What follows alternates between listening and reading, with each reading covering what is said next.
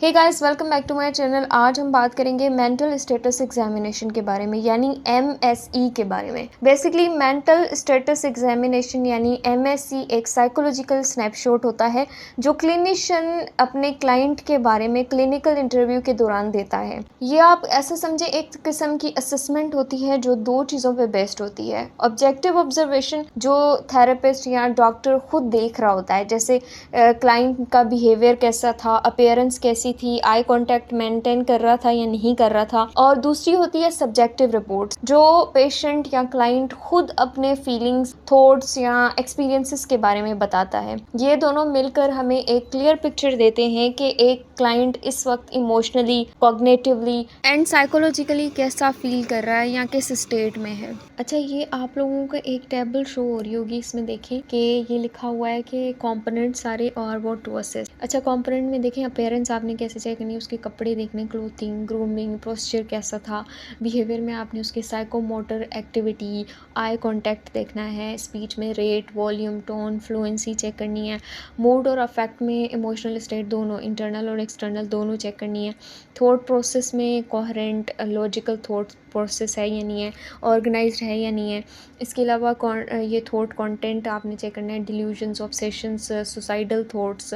Perception में आपने उसकी इल्यूजन्स और हेलुसिनेशंस देखनी है। कॉग्निशन में आपने इसकी ओरिएंटेशन, अटेंशन, मेमोरी। अच्छा, इसके साथ ना ऑब्स्ट्रैक्ट थिंकिंग भी देखनी है। यहाँ पे ऑब्स्ट्रैक्ट थिंकिंग मेंशन नहीं है, लेकिन इसमें ये चारों चीज़ें आ जाती हैं।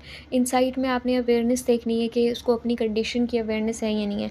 फिर लास्ट में आपने उसकी जजमेंट देखनी है कि उसके अंदर एबिलिटी है कि वो सेफ और इन्फॉर्म डिसीजन ले सकता है या नहीं ले सकता। अच्छा, ये तो सारा टेबल था। अब हम एक एक करके हर एक कंपोनेंट को डिटेल में पढ़ते हैं ताकि आप लोगों को समझ आ जाए। अब अगर हम अपीयरेंस की बात करें तो जैसे अगर कोई थेरेपिस्ट है या डॉक्टर है, वो देखेगा कि जो क्लाइंट है उसकी जो ओवरऑल लुक है वो कैसी है, उसने हाइजीन मेंटेन की हुई है या नहीं की हुई, ग्रूमिंग कैसी है, कपड़े कैसे हैं, चेहरे के एक्सप्रेशंस कैसे हैं, या फिर उसका जो पोस्चर है, बैठने या खड़े होने का जो अंदाज है वो कैसा है। ठीक है, अगर तो नॉर्मल होगा तो आपको दिख रहा होगा कि वो वेल ग्रूम्ड है, अप्रोप्रिएटिवली ड्रेस्ड फॉर सीजन है। अगर एबनॉर्मल होगी तो आप लोगों को पता चल जाएगा कि उसकी हाइजीन प्रॉपर्ली मेंटेन नहीं हुई थी, या फिर उसके चेहरे के एक्सप्रेशंस ठीक नहीं थे, उसका पोस्चर ठीक नहीं था, या फिर इस तरह की कोई भी चीज़ जो आपको लगे कि इस मौके के लिए अप्रोप्रिएट नहीं है। बिहेवियर या साइकोमोटर एक्टिविटी के लिए आप लोग देखेंगे कि उसकी जो आई कांटेक्ट है वो प्रॉपर है या नहीं है, बॉडी मूवमेंट्स कैसी थी, एजिटेशन यानी घबराहट और कॉपरेशन आप चेक करेंगे, क्या वो रिलैक्स था या आपको लगा कि वो थोड़ा सा एंशियस हो रहा है। ये सारी चीज़ें आप क्लाइंट की चेक करेंगे। अगर ये नॉर्मल होंगी तो आप देखेंगे कि वो काम होगा, कोऑपरेटिव होगा, मेंटेन करेगा आई कांटेक्ट। और अगर एक नॉर्मल की एग्जांपल आप देखें तो रेस्टलेसनेस बहुत ज़्यादा थी, फिजिटिंग थी, अवॉइड आई कांटेक्ट था, या कुछ इस तरह का जो भी हो। स्पीच में चेक किया जाता है कि स्पीच का रेट क्या है, बहुत तेज़ या स्लो तो नहीं बोल रहे थे, वॉल्यूम, टोन, फ्लुएंसी कैसी थी सारी। और अगर नॉर्मल है तो नॉर्मल रेट होगा, टोन होगी, कोहेरेंट स्पीच होगी। लेकिन अगर एबनॉर्मल है तो प्रेशर्ड स्पीच हो सकती है, या ऐसी स्पीच हो सकती है जिसमें या तो टोन अप्रोप्रिएट नहीं है या फ्लुएंसी नहीं है। तो ये वाली सारी चीज़ें हो सकती हैं। अगर हम मूड और अफेक्ट की बात करें तो मूड में एक तो सब्जेक्टिव आ जाएगा कि क्लाइंट खुद अपने इमोशनल स्टेट के बारे में कैसे बात करता है, क्या डिस्क्राइब करता है। ये कहता है कि मैं बहुत ज़्यादा होपलेस हूँ, या मैं बहुत ठीक हूँ, या जो भी चीज़ वो खुद स्टेट करता है। ऐसा समझें कि ये क्लाइंट के अंदर की फीलिंग्स होती हैं जो वो खुद बताता है। अगर अफेक्ट में ऑब्जेक्टिवली मैं अगर इसकी बात करूँ तो क्लिनिशियन ऑब्जर्व करेगा कि क्लाइंट का जो इमोशनल एक्सप्रेशंस हैं वो कैसे थे, ब्लंट थे या फिर फ्लैट थे, कॉन्ग्रेंट थे, इनकॉन्ग्रेंट थे विद मूड। तो ये सारी चीज़ें इसमें आ जाएंगी। और थॉट प्रोसेस में आप देखेंगे कि क्लाइंट की जो सोच है, यानी थॉट्स जो हैं वो लॉजिकल हैं, ऑर्गेनाइज्ड हैं या नहीं है। अगर नॉर्मल होंगे तो आपको पता चल जाएगा वो गोल ओरिएंटेड है, कोहेरेंट है, यानी कि सब क्लियर है, बात सीधी है, पॉइंट तक जा रही है।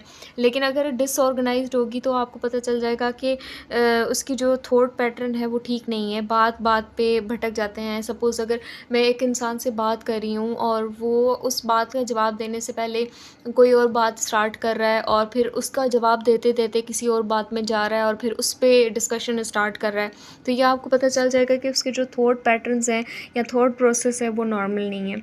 अच्छा, थॉट प्रोसेस के साथ एक थॉट कंटेंट भी आ जाएगा कि जो क्लाइंट है उसकी डिल्यूजन्स, ऑब्सेशंस या सुसाइडल या होमिसाइडल थॉट्स हैं या नहीं हैं, ठीक है। एक तो होगा कि वो खुद रिपोर्ट कर रहा है इस तरह की कोई चीज़ या नहीं कर रहा, या फिर आप ऑब्जर्व कर रहे हैं या नहीं कर रहे। उसके बाद परसेप्शंस आ जाएंगी, यानी हेलुसिनेशंस। पांचों टाइप्स में से कोई भी हेलुसिनेशंस, इल्यूजन्स हो सकती हैं, डी रियलाइजेशन हो सकती है। अच्छा, इसके अलावा ना कॉग्निशंस होती हैं। कॉग्निशन टेस्ट जो होते हैं ना, वो इंक्लूड करते हैं orientation, attention, memory, obstruct thinking.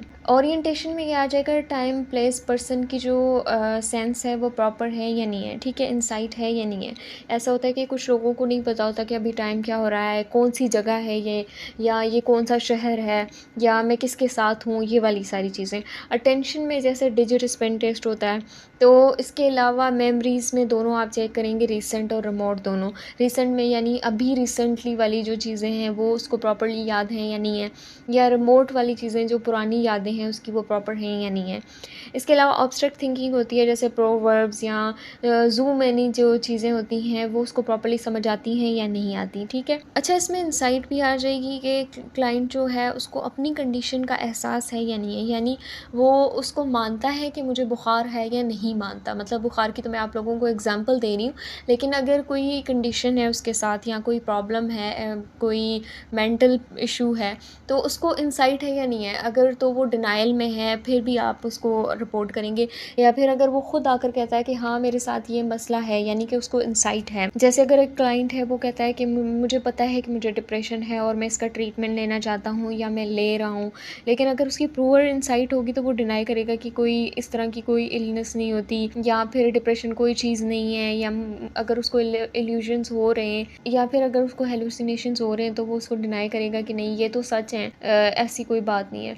इसके अलावा आप इसके अलावा जजमेंट है कि क्लाइंट की जो फैसला करने की या डिसीजन लेने की जो एबिलिटी है वो प्रॉपर है या नहीं है। इन शॉर्ट, जो मेंटल स्टेटस एग्जामिनेशन होता है ये क्लिनिकल विंडो की तरह काम करता है टू द माइंड, और ये मेंटल हेल्थ प्रोफेशनल्स यूज़ करते हैं ताकि वो अपना जो डायग्नोसिस है वो प्रॉपर तरीके से दे पाएँ और ट्रीटमेंट प्लान बना पाएँ और फॉलो कर पाएँ।